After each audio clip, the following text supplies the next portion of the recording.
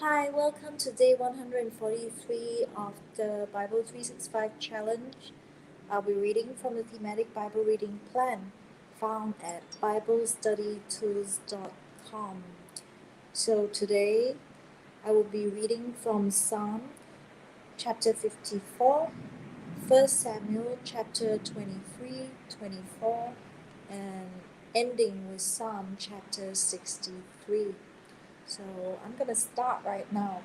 Psalm chapter 54. For the director of music, with string instruments, a maskil of David. When the Ziphites had gone to Saul and said, Is not David hiding amongst us? Save me, O God, by your name. Vindicate me by your might. Hear my prayer, O God. Listen to the words of my mouth. Arrogant foes are attacking me. Ruthless people are trying to kill me. People without regard for God. Surely God is my help. The Lord is the one who sustains me. Let evil recoil on those who slander me. In your faithfulness, destroy them. I will sacrifice a freewill offering to you. I will praise your name, Lord, for it is good. You have delivered me from all my troubles, and my eyes have looked in triumph on my foes. 1 Samuel chapter 23. David saves Keilah. When David was told, Look, the Philistines are fighting against Keilah and are looting the threshing floors, he inquired of the Lord, saying, Shall I go and attack these Philistines? The Lord answered him, Go, attack the Philistines and save Keilah. But David's men said to him, Here in Judah we are afraid. How much more then if we go to Keilah against the Philistine forces? Once again David inquired of the Lord, and the Lord answered him, Go down to Keilah, for I am going to give the Philistines into your hand. So David and his men went to Keilah, fought the Philistines, and carried off their livestock. He inflicted heavy losses on the Philistines and saved the people of Keilah. Now Abiathar, son of Ahimelech, had brought the effort down with him when he fled to David at Keilah. Saul pursues David. Saul was told that David had gone to Keilah, and he said, God has delivered him into my hands, for David has imprisoned himself by entering a town with gates and bars. And Saul called up all his forces for battle, to go down to Keilah to besiege David and his men.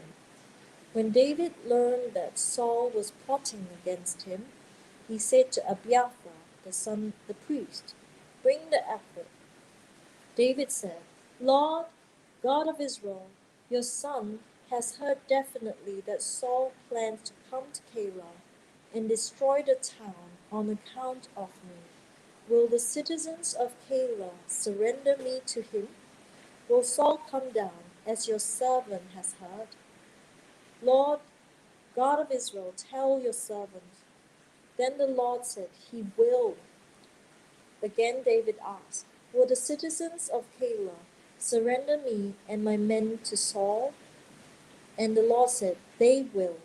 So David and his men, about 600 in number, left Keilah and kept moving from place to place. When Saul was told that David had escaped from Keilah, he did not go there. David stayed in the wilderness strongholds and in the hills of the desert of Ziph. Day after day, Saul searched for him, but God did not give David into his hands. While David was at Horesh in the desert of Ziph, he learned that Saul had come out to take his life. And Saul's son Jonathan went to David at Horesh and helped him find strength in God. Don't be afraid, he said. My father Saul will not lay a hand on you. You will be king over Israel, and I will be second to you.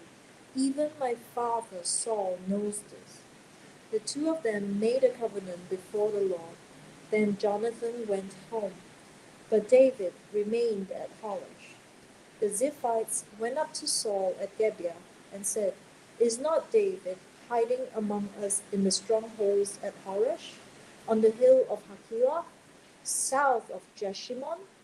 Now, your majesty, come down whenever it pleases you to do so, and we will be responsible for giving him into your hands."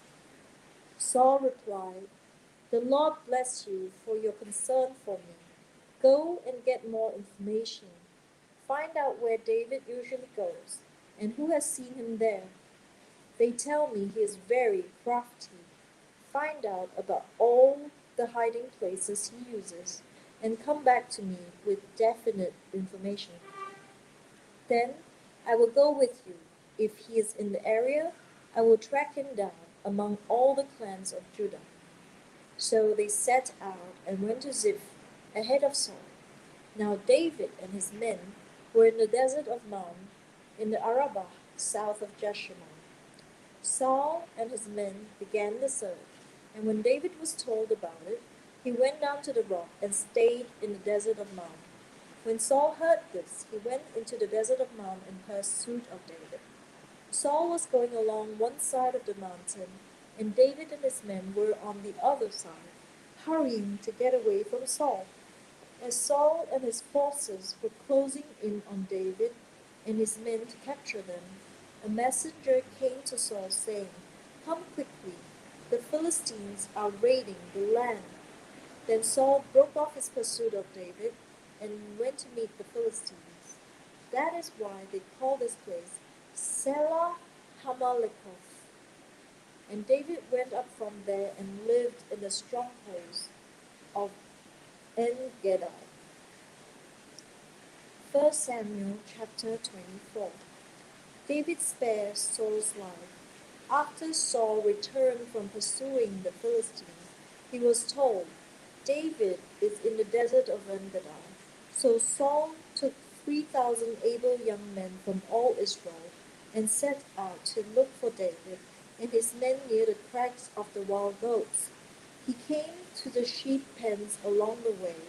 A cave was there, and Saul went in to relieve himself. David and his men were far back in the cave. The men said, "This is the day the Lord spoke of you when he said to you, 'I will give your enemy into your hands for you to deal with as you wish.'" Then David crept up unnoticed and cut off a corner of Saul's robe. Afterward, David was conscience-stricken for having cut off a corner of his robe. He said to his men, "The Lord forbid that I should do such a thing to my master, the Lord's anointed, or lay my hand on him, for he is the anointed of the Lord." With these words, David sharply rebuked his men and did not allow them to attack Saul. And Saul left the cave and went his way. Then David went out of the cave and called out to Saul, "My lord the king!" When Saul looked behind him, David bowed down and prostrated himself with his face to the ground. He said to Saul, "Why do you listen when men say David is bent on harming you? This day you have seen with your own eyes how the Lord delivered you into my hands in the cave. Some urged me to kill you, but I spared you. I said, 'I will not lay my hand on my Lord because he is the Lord's anointed.' See, my father, look at this piece of your robe in my hand. I cut off the corner of your robe, but did not kill you. See that there is nothing in my hand to indicate that I am guilty of wrongdoing or rebellion. I have not wronged you, but you're hunting me down to take my life. May the Lord judge between you and me, and may the Lord avenge the wrongs you have done to me, but my hand will not touch you. As the old saying goes, the evildoers come evil deeds, so my hand will not touch you. Against whom has the king of Israel come out? Who are you pursuing? A dead dog? A flea? May the Lord be our judge and decide between us. May he consider my cause and uphold it. May he vindicate me by delivering me from your hand." When David finished saying this, Saul asked, "Is that your voice, David, my son?" And he wept aloud. "You are more righteous than I," he said. "You have treated me well, but I have treated you badly. You have just now told me about the good you did to me. The Lord delivered me into your hands, but you did not kill me. When a man finds his enemy, does he let him get away unharmed? May the Lord reward you well for the way you treated me today. I know that you will surely be king, and that the kingdom of Israel will be established in your hands. Now swear to me by the Lord that you will not kill off my descendants or wipe out my name from my father's family." So David gave his oath to Saul. Then Saul returned home, but David and his men went up to the stronghold. Psalm chapter 63. A psalm of David. When he was in the desert of Judah. You, God, are my God. Earnestly I seek you. I thirst for you. My whole being longs for you. In a dry and parched land where there is no water, I have seen you in the sanctuary and beheld your power and your glory. Because your love is better than life, my lips will glorify you. I will praise you as long as I live, and in your name I will lift up my hands. I will be fully satisfied as with the richest of foods. With singing lips, my mouth will praise you. On my bed, I remember you. I think of you through the watches of the night. Because you are my help, I sing in the shadow of your wings. I cling to you. Your right hand upholds me. Those who want to kill me will be destroyed. They will go down to the depths of the earth. They will be given over to the sword and become food for jackals. But the king will rejoice in God.